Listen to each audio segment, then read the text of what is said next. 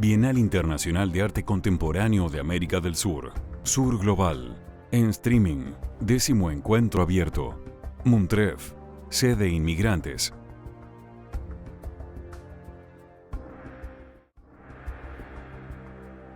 Sur Global. Ahora. Mesa 1. En los bordes de lo real. 1. Edgardo Rudnitsky, Argentina-Alemania, artista. Mariela Yeregui, Argentina, artista. Coordinación. Tadeu Chiarelli, Brasil, director de la Pinacoteca del Estado de San Pablo, asesor Bienal Sur.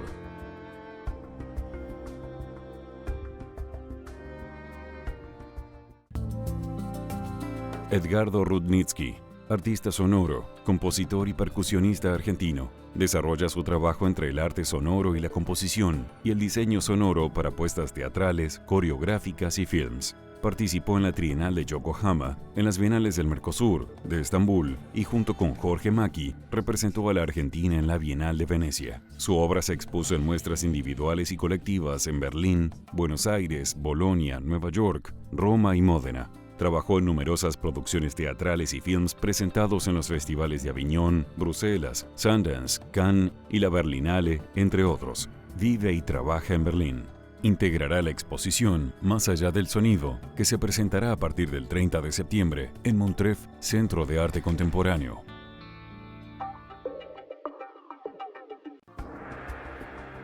Mariela Yeregui, artista e investigadora argentina. Es doctora en Filosofía de los Medios por la European Graduate School de Suiza, licenciada en Artes por la Universidad de Buenos Aires y egresada de la Escuela del Instituto Nacional de Cinematografía. Obtuvo una maestría en licenciatura en la Universidad Nacional de Costa de Marfil. Su trabajo incluye instalaciones interactivas, videoinstalaciones, net.art, intervenciones en espacios públicos, videoescultura e instalaciones robóticas.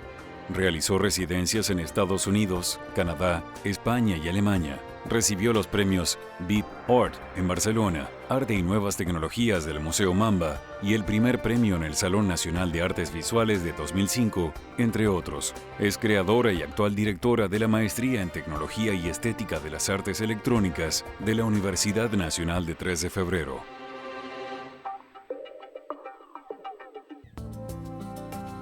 Tadeu Chiarelli, director superintendente de la Pinacoteca del Estado de San Pablo. Se graduó en Educación Artística, Magíster y Doctorado por la Universidad de San Pablo, USPI. Es profesor concursado de la USPI, donde junto al Departamento de Artes Plásticas enseña en la carrera de grado y de posgrado. También es orientador en el programa de posgrado del Museo de Artes Visuales. Fue curador jefe y jefe del Departamento de Artes Plásticas del Museo de Arte Moderno de San Pablo.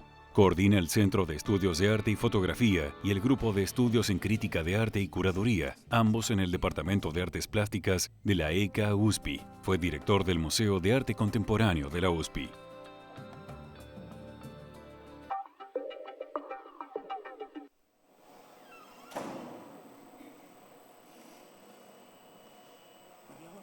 Bueno, ahora sí. Buenas tardes.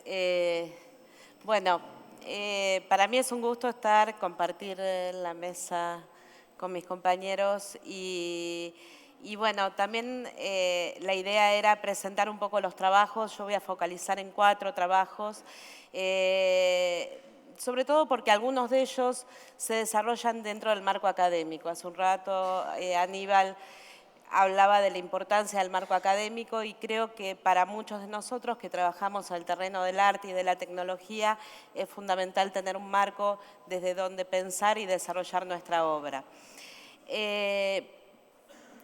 Como muy bien contaban en mi currículum, vengo del campo del arte y la tecnología y a veces trato también de sobre todo en el último tiempo, de moverme de este lugar, si bien mi actuación académica tiene que ver con el campo del arte y la tecnología. Yo voy a mostrar 4 obras que tienen que ver con estrategias o preocupaciones fundamentales y que continúan a través de diferentes lenguajes, formatos, a veces tecnológicos, a veces no.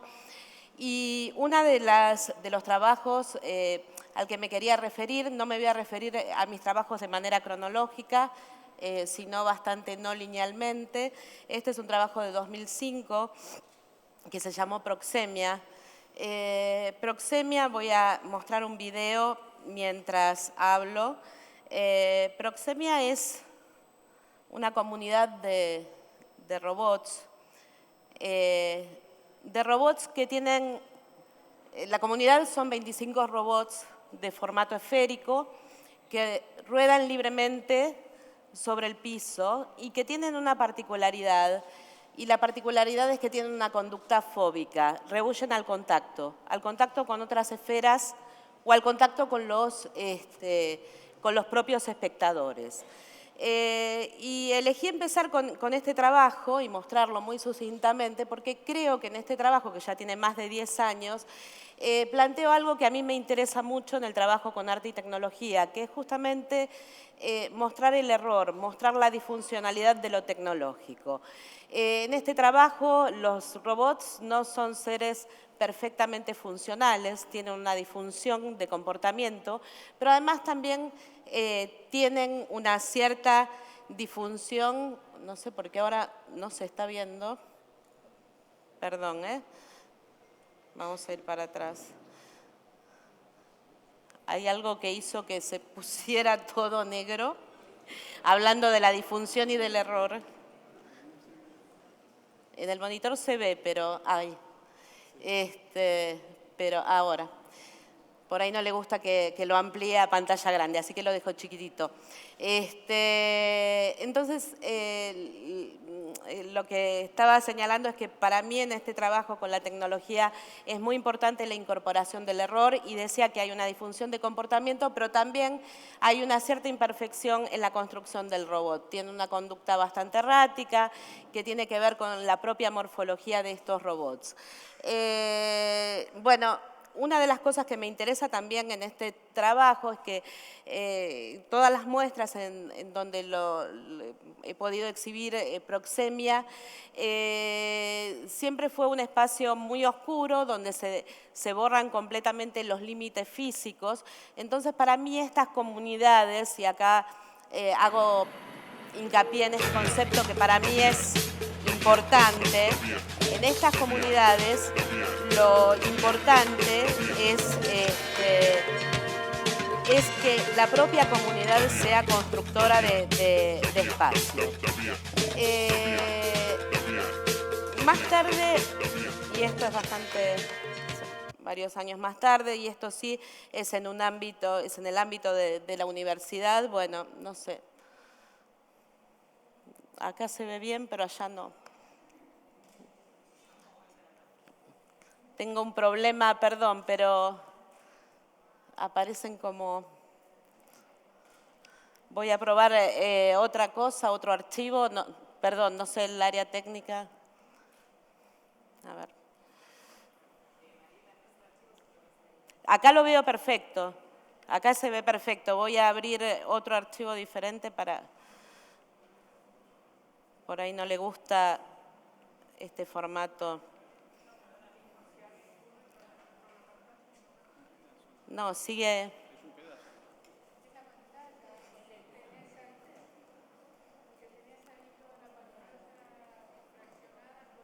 Sí, acá se ve bien.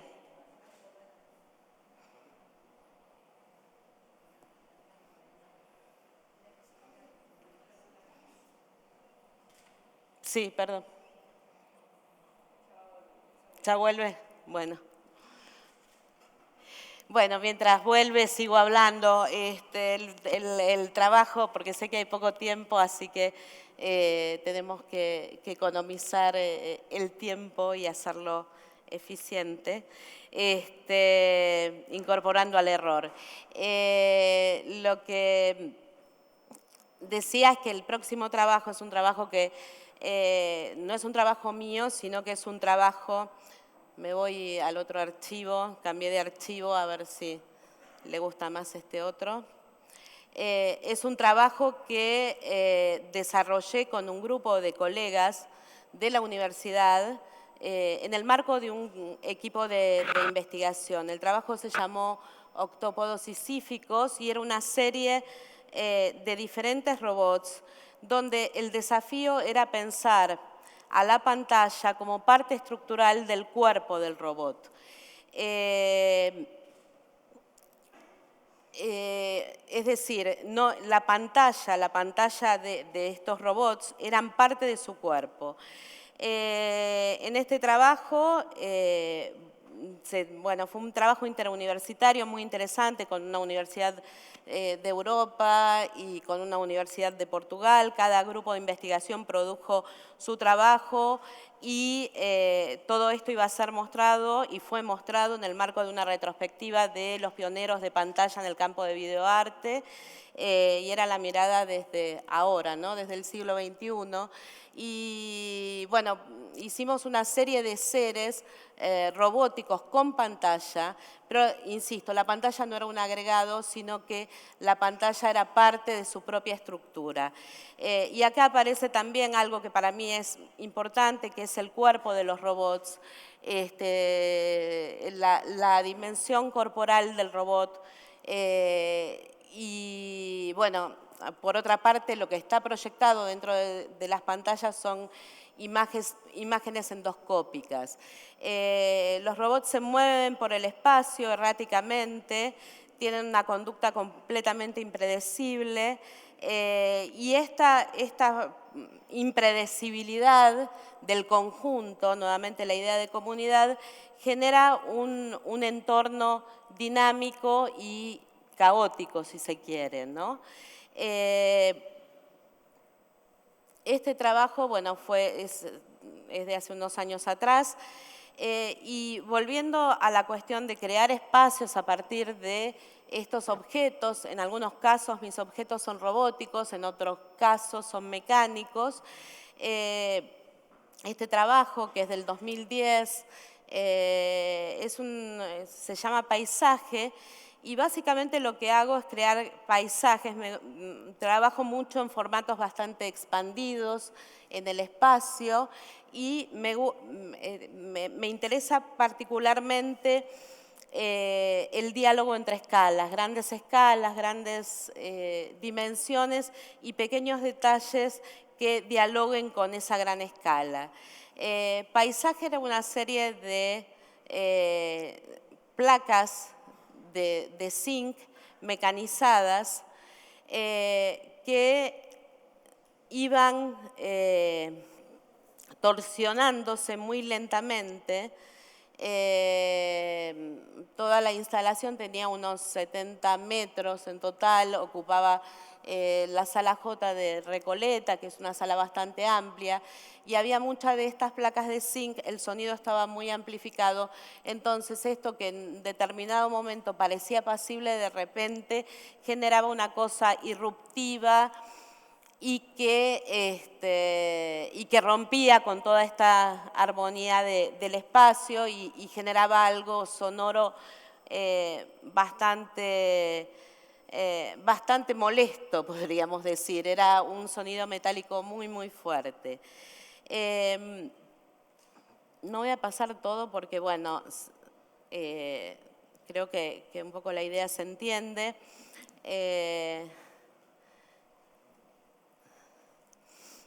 Y nuevamente el tema del espacio, que para mí es tan importante, y este contrapunto entre una escala más macro y el pequeño detalle. Y esta instalación es una instalación del año 2012, acá no hay nada robótico o mínimamente robótico. La instalación se compone de varias madejas que tejo yo al crochet con hilos plásticos y hilos de luz, y que penden del cielo, del techo. Y en estos hilos están tejidos también pequeñas cintas muy finitas de acetato, donde los textos son el diario de la Patagonia de Darwin, ¿no? Frente a cada una de estas madejas hay unas lupas mecánicas que van descubriendo el texto. El texto es muy mínimo, es muy difícil de ver, y solamente cuando la lupa se posiciona paralelo a la madeja, los textos del diario de Darwin empiezan a emerger. No podemos prever de antemano el comportamiento de la lupa, es completamente aleatorio, entonces requiere de una actitud paciente del espectador que espere que la lupa se posicione y que el texto sea accesible. Una de las cosas que a mí me interesa en mi trabajo no es la interactividad, no hay una interactividad en el sentido tecnológico de la interactividad, me interesa la observación paciente del espectador. Y esto también de alguna forma contradice ciertos clichés muy arraigados en el terreno del arte y la tecnología. También trabajo en formatos no tan expansivos y bueno, este es un trabajo más reciente del 2014 que se llama Hay cadáveres. Este trabajo, bueno, recibió el premio de la Academia Nacional de Bellas Artes, el premio Trabuco, el primer premio, y básicamente es una escultura con veletas mecánicas que van girando, también bastante erráticamente y asincrónicamente.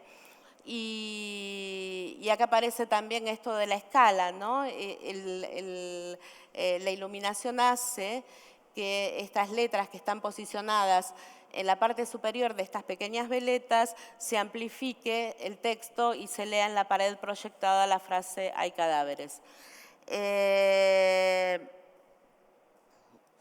Bien, y para terminar, este es un trabajo muy reciente y es un trabajo que he realizado con Gabriela Golder, artista y colega de la universidad. Es un trabajo al que invitamos mañana, cuando terminen las jornadas, a visitar en el barrio de La Boca. Y es algo que a mí me interesa mucho porque lo estoy incorporando como pregunta, que es la cuestión del espacio público, el espacio público urbano. Este trabajo bueno, surge a partir de haber presentado una propuesta en un concurso que se organizó Buenos Aires Sitio Específico, donde había que, se invitaba a artistas a presentar propuestas para 5 puntos diferentes de la ciudad de Buenos Aires. Con Gabriela nos interesó mucho el espacio de La Boca, que básicamente es el Boulevard Pérez Galdós, unas 5 cuadras por el Boulevard Pérez Galdós. Y nuestra propuesta fue generar un trabajo con la comunidad aledaña al Boulevard Pérez Galdós y trabajamos con la gente que vive cerca del Boulevard. Es interesante porque es un barrio donde hay muchas zonas de fricción, es un barrio en pleno proceso de gentrificación, con todo lo que eso implica, con las problemáticas que traen todos estos procesos de gentrificación. Y trabajamos durante muchos meses con la gente del barrio y invitamos a diferentes artistas de disciplinas muy diferentes a cartografiar junto con la gente al barrio. Y las propuestas de cartografía fueron muy diversas, fueron propuestas desde la palabra, desde lo sonoro, desde el cuerpo en el espacio, invitando a otros artistas. Y bueno, durante todos estos encuentros, luego nos juntábamos todos, discutíamos, debatíamos en relación a la experiencia que se desarrollaba, ¿no? Todos estos encuentros fueron los sábados a la tarde. El lugar se iba marcando, de repente el lugar se llenaba de estas etiquetas o de hilos o de pinturas en el asfalto.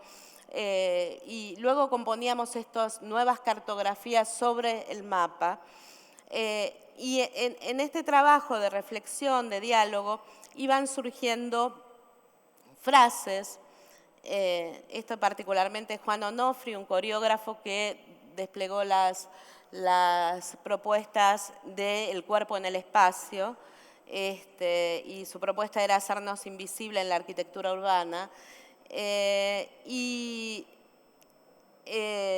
Como resultado de todo este trabajo, bueno, fueron surgiendo determinadas frases, determinadas narrativas de la gente. Y estas frases las transpusimos a carteles de neón. En este caso el terreno se vuelve a mover en la autopista, justo enfrente del Boulevard Pérez Galdós. Volvernos invisibles es otra de las frases. Esta se trepó en la farmacia, el farmacéutico estuvo muy contento de dar su frente para poner su frase. Es imposible el silencio en uno de los bares. También apareció, bueno, el terreno se vuelve a mover en la autopista, el taller mecánico, se corrió el sol y cambió el límite, y otras frases más, algunas están en la usina y demás. Para mí este trabajo fue muy interesante y la perspectiva esta del trabajar en el espacio urbano, que bueno, tiene sus dificultades, pero que termina siendo un desafío muy interesante. Y con esto cierro y muchas gracias.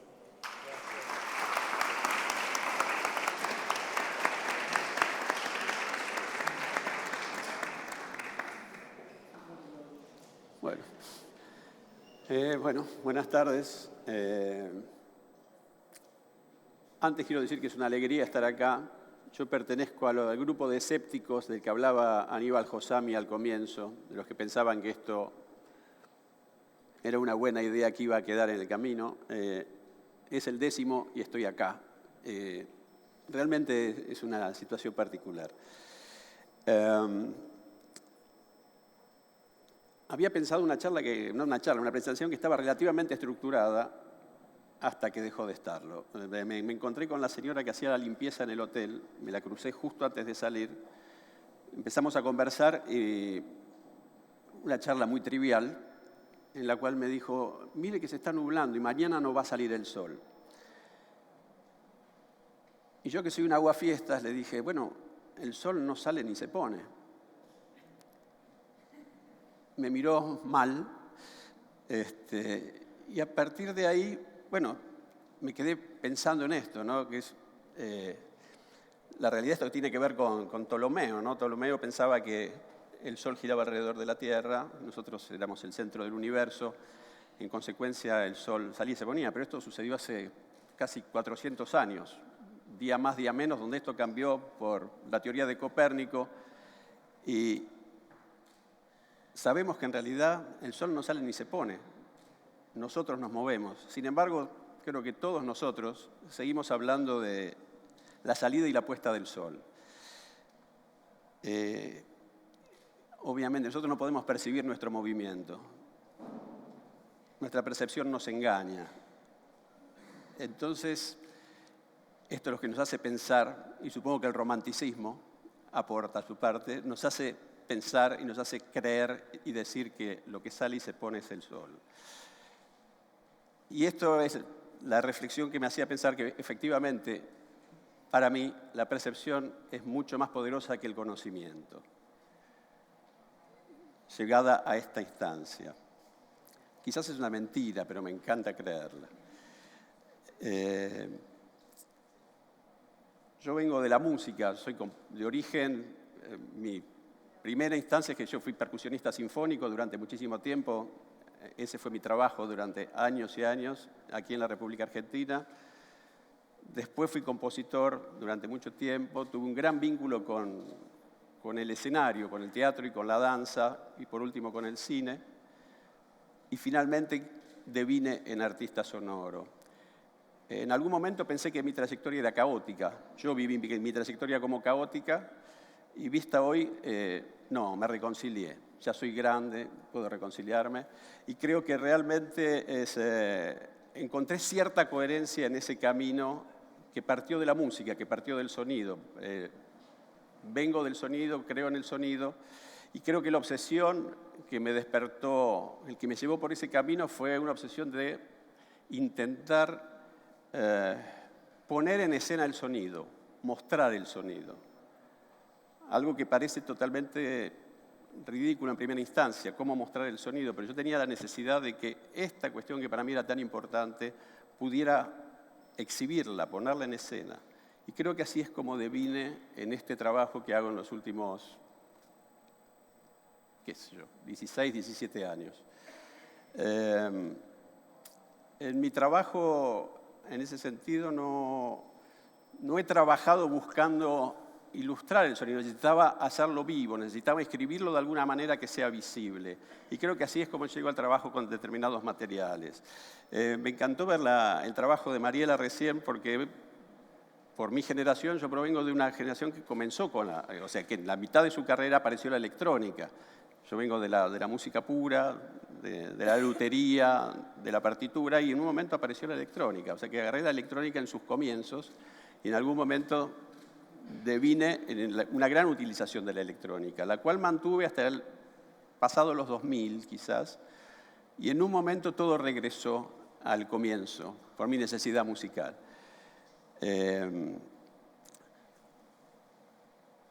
¿Podemos ver el video 3?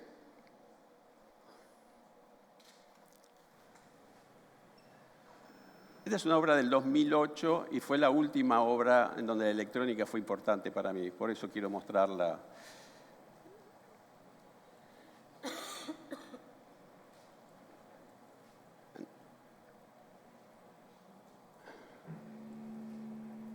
Un poquito más fuerte, ¿puede ser?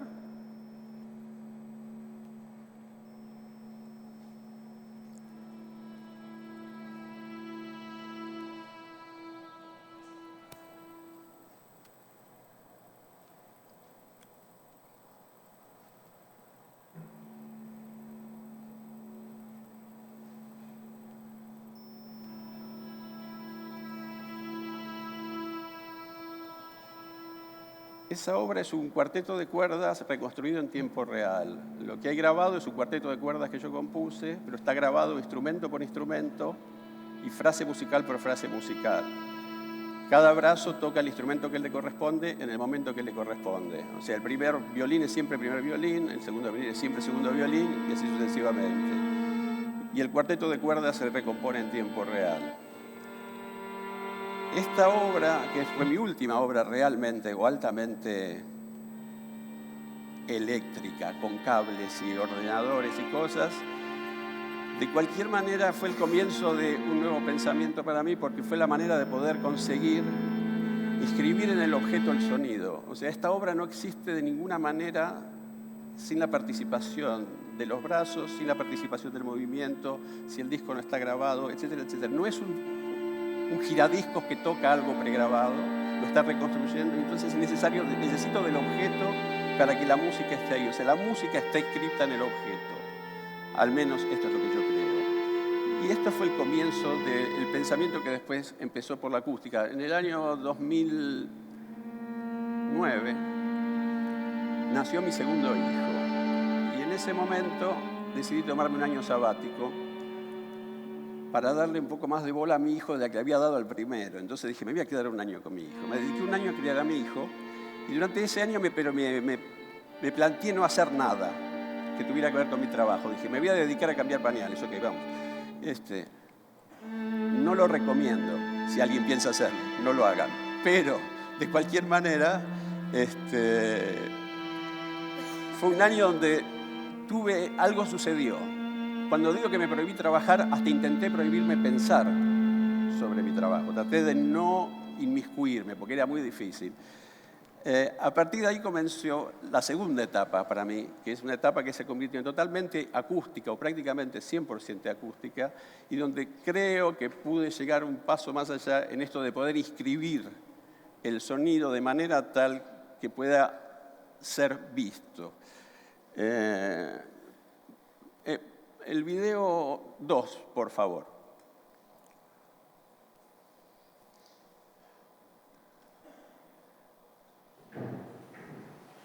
Esta fue la obra consecuencia del año sabático.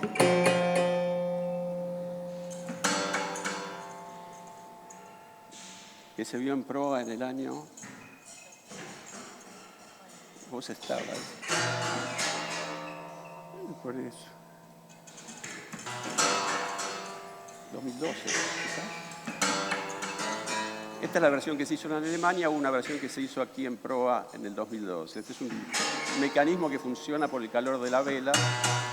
Estas velas mueven esa especie de pequeño sube y baja con un imán que además atrae y suelta a esos martillitos que hacen sonar esos monocordios. No estuvo tan mal el año sabático porque me hizo pensar todo eso, pero bueno, costó alguna cosa. Esta fue la primera obra en esta dirección que, insisto, es acústica, donde el sonido vuelve a tener una dimensión para mí real. El sonido es algo una cualidad del sonido que me atrae mucho es que el sonido nunca es privado, siempre es una cuestión pública. O sea, podemos convertirlo en privado con auriculares o si tenemos algo en la oreja, pero en términos naturales el sonido es solamente una cuestión pública. No hay manera de evitarlo. Todos ustedes me tienen que escuchar aunque no quieran. Pueden no interesarle y dejar de entenderme, pero no pueden dejar de escucharme. Todos ustedes, todos hasta donde llega mi voz. Y estas pequeñas instalaciones acústicas recuperaron de alguna manera para mí, y este sonido acústico recupera esa pequeñez del sonido, que hace necesario que todos nosotros prestemos otro tipo de atención, que nos concentremos y que recuperemos de alguna manera el espacio. La percepción que nosotros tenemos del espacio es básicamente sonora, todos nosotros, no hay alternativa. La concepción que tenemos de este lugar, para ustedes que están de espalda a este inmenso hall, es por la proyección sonora de este espacio. Y si yo grito, no lo voy a hacer mucho, pero si yo grito, ocupo este espacio en su totalidad y ustedes perderían noción dónde yo estoy sentado. Cuando el sonido es lo suficientemente pequeño, ustedes deben buscarlo, hay que encontrarlo, hay que ver, está allá, no, el otro está aquí. Y todo esto me interesó. De ahí en más siguió la historia. Podemos ir al video 4, por favor.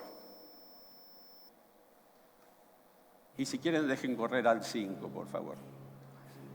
Esta es una obra del 2014, donde hay un poco de electricidad, debo confesar. Son electroimanes. Es un cuarteto de cuerdas que toca hasta que se acabe.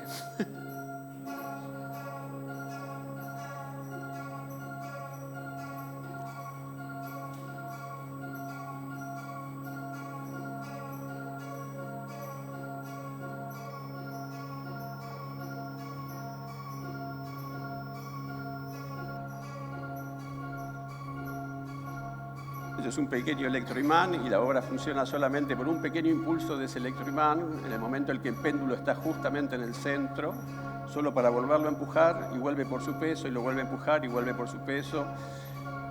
Sería una especie de falso perpetuo móvil que estaba ya presente en la otra obra, en esta idea de que las velas manejaban sin fin el movimiento de los sube y bajas, que también era un sinfín falso porque cuando se acababa la vela se acababa el movimiento.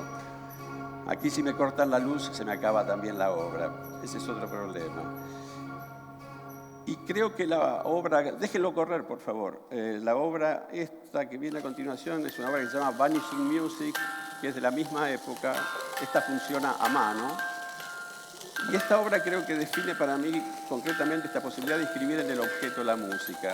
En esta obra, la partitura, que es esa tira de papel negro con agujeritos que viene por arriba, hace sonar esa caja de música que está en el centro, que a su vez destruye la partitura.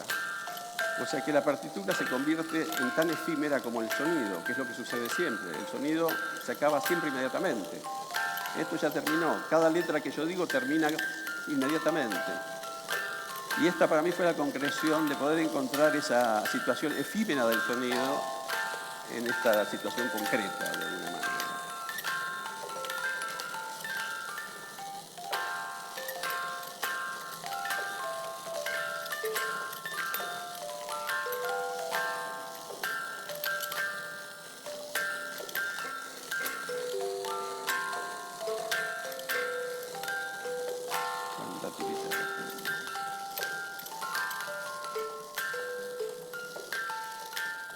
Hay una obra más de esta época que no se las voy a mostrar, porque la van a tener que venir a ver a Montreff. Yo hice un prototipo en esa época, para ese mismo periodo hice una obra que se llama Border Music, y que gracias al Montreff la muestra Más allá del sonido, curada por Henri Chamboisier, va a estar en el Montref a partir del 30 de septiembre a las 12:30. Y van a poder ver una gran versión de esa obra. No gran porque sea buena, sino porque es grande. Muchas gracias.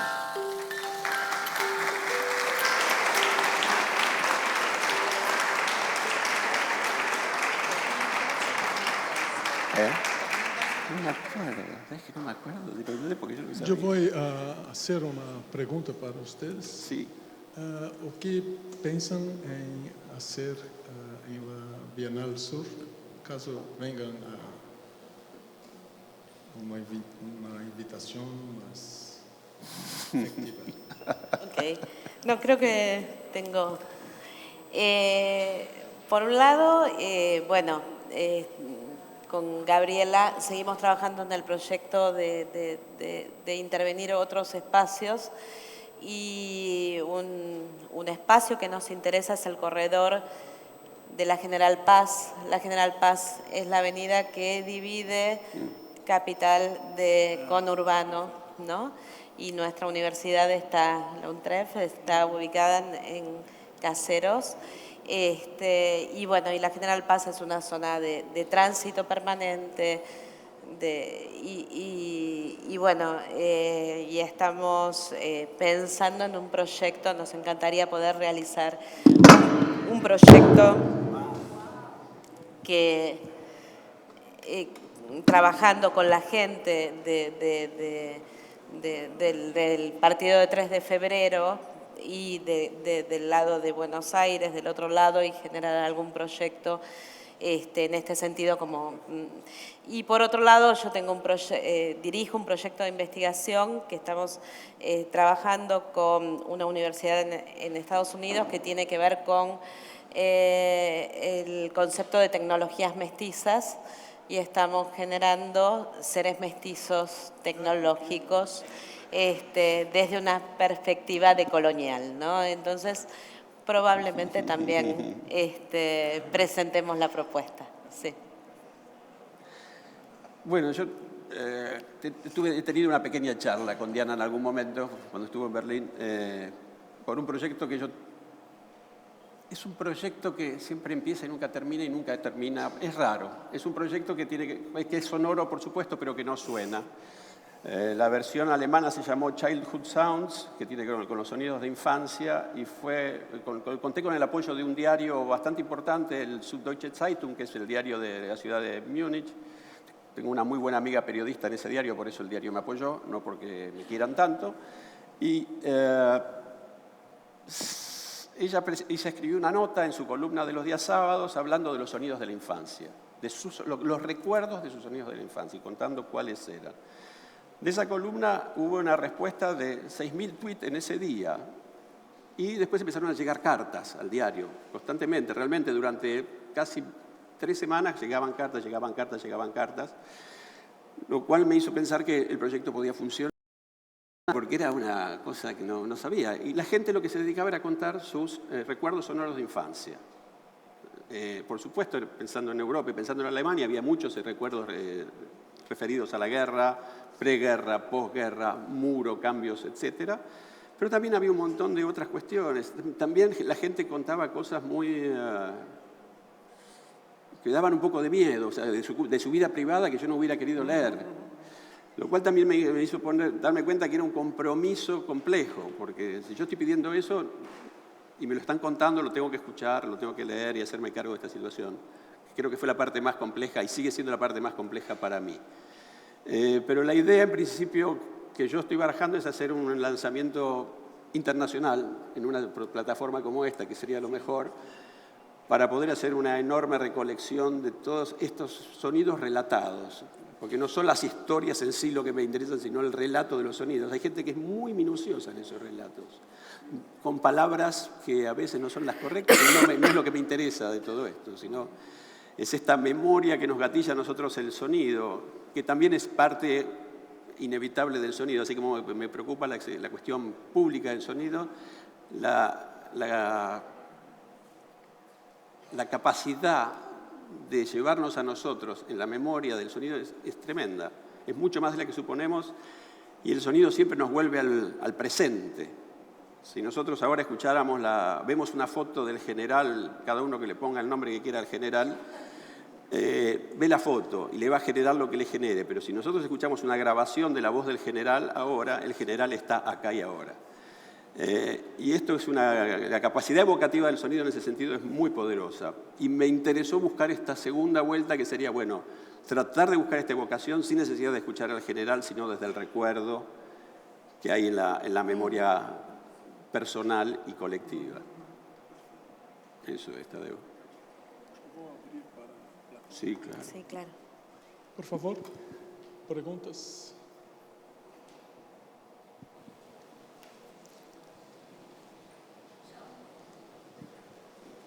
Todo.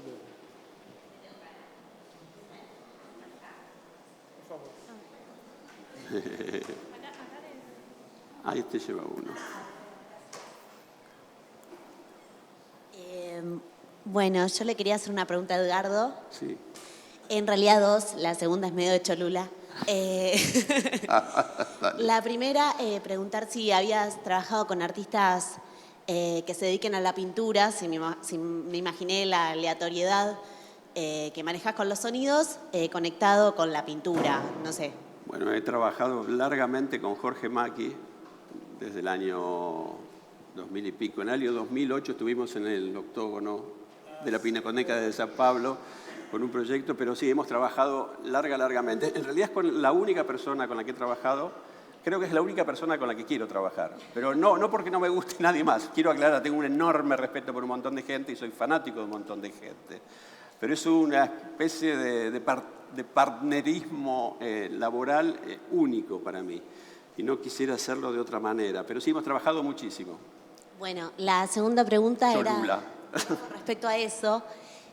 Cuando veía tu obra me acordaba de la obra de Jorge Macchi, la de La Cajita Musical, Ya. y también la de las voces y las letras, que creo que se llamaba Esa la hicimos Ocho. juntos. Eso quería preguntarte y a la vez volver a la otra pregunta. Si bien trabajaste con él, que también hace mucho en lo que es pintura, siempre que trabajaste con él fue desde el sonido, digamos, no desde la pintura. Sí, en realidad nosotros trabajamos juntos. O sea, esto es algo que le cuesta entender mucho a sus galeristas en particular, pero sí, trabajamos juntos. O sea, Jorge tiene una intuición y una formación musical importante, con lo cual podemos discutir y pelearnos por lo que sea. No tenemos ningún inconveniente y tenemos el vínculo lo que tiene es que es carente de egos. No quiere decir que no tengamos ego. Debo tener un ego inmenso y él también, pero no entre nosotros.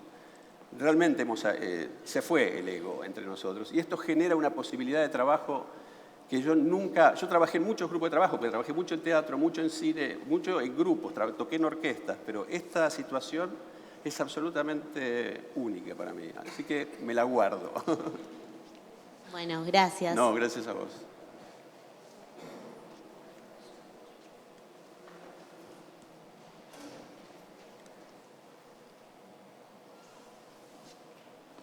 ¿Más una pregunta?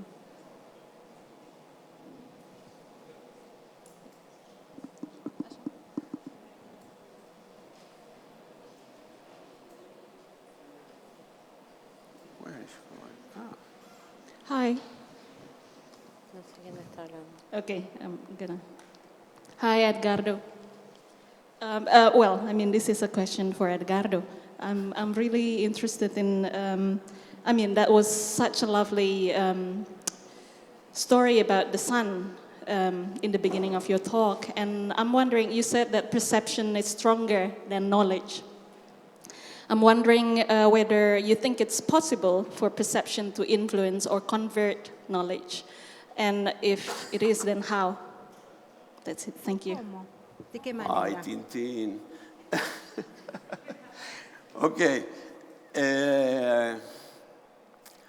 She's Tintin Bula. This is a great artist from Indonesia that will be also part of the...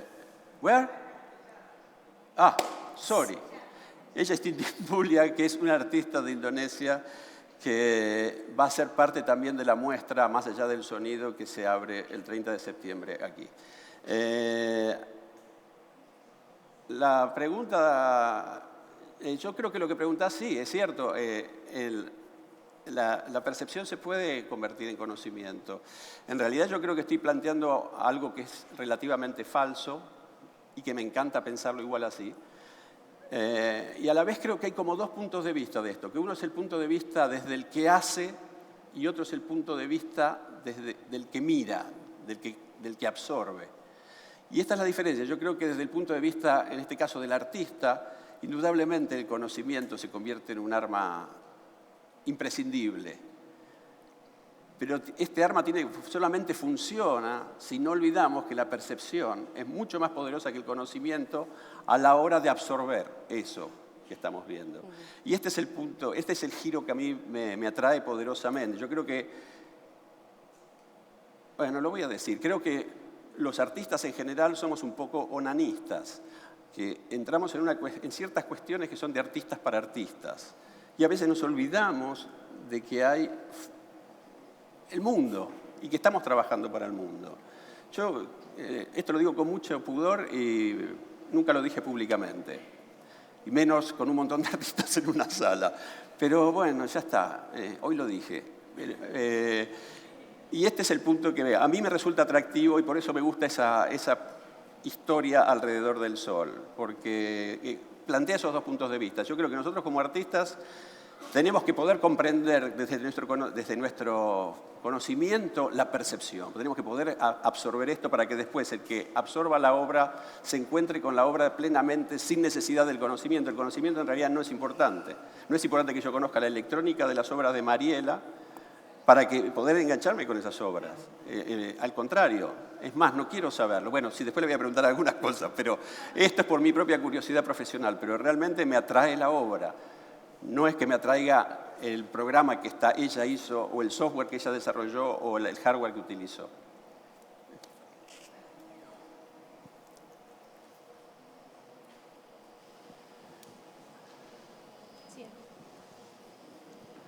Sí, buenas tardes.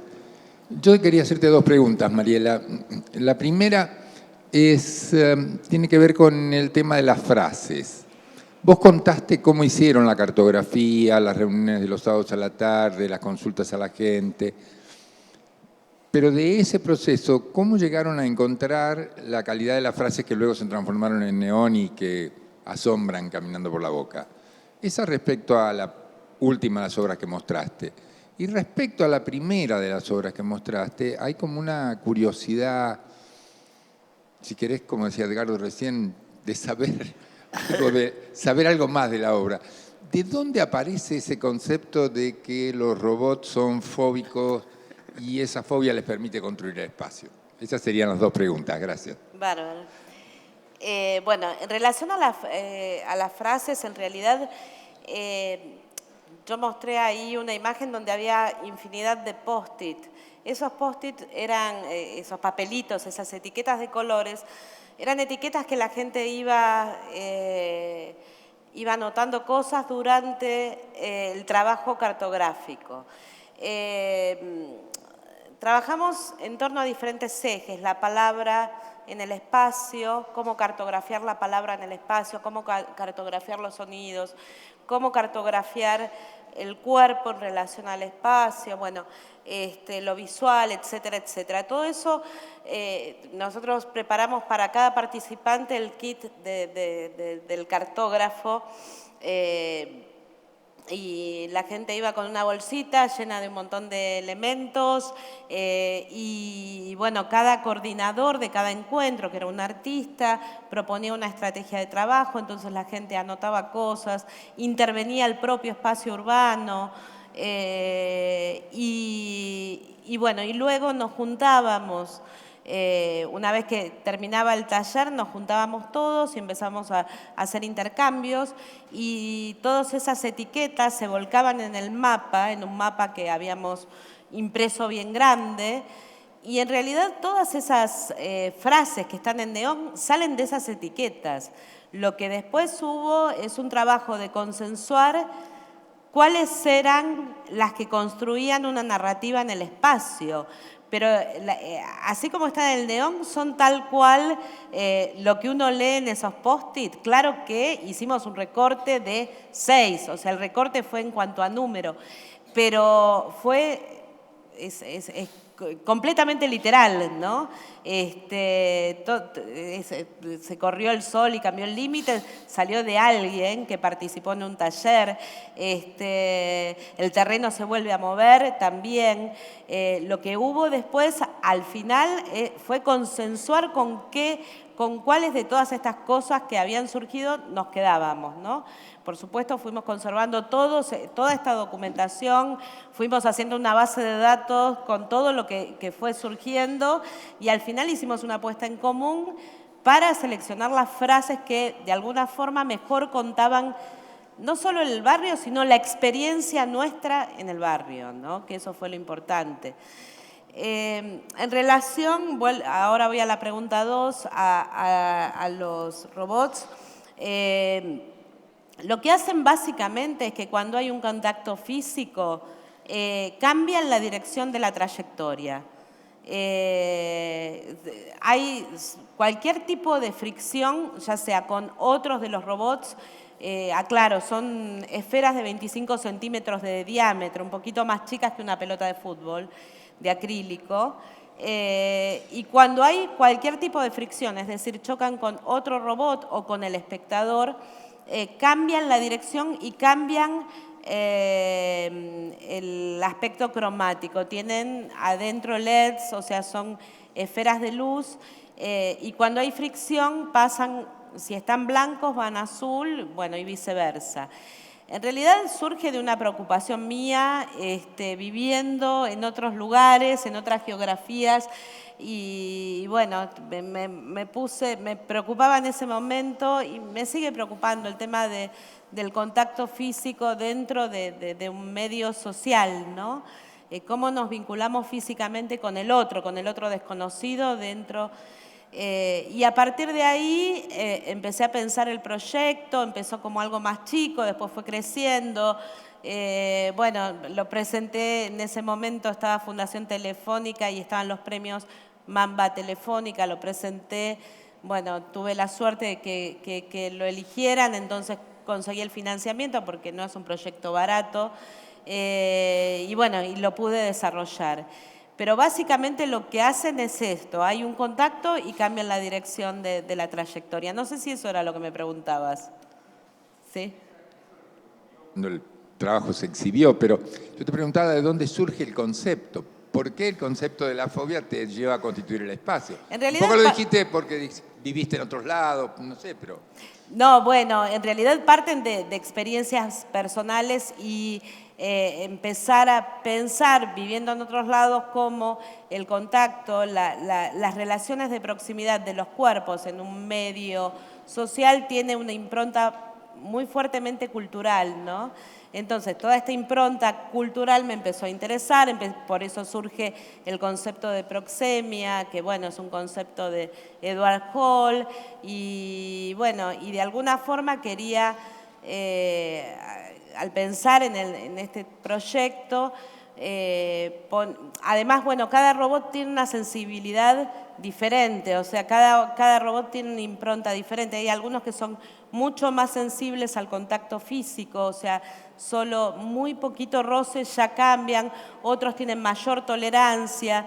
Entonces, bueno, también era importante no pensar estos 25 robots como seres uniformes, sino incorporar cierta subjetividad e individualidad en un contexto que lo planteo como un contexto cultural, ¿no? Gracias. De nada.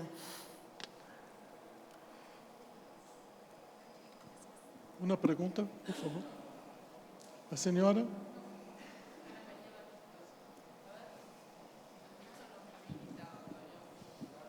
Sí, para Edgardo. Sí. Tengo una curiosidad respecto de ese objeto, del cuarteto de cuerdas que dijiste que te interesaba inscribir la música en el objeto. La primera, ¿decís? Sí, la bandeja con los 4 sí, brazos. Sí.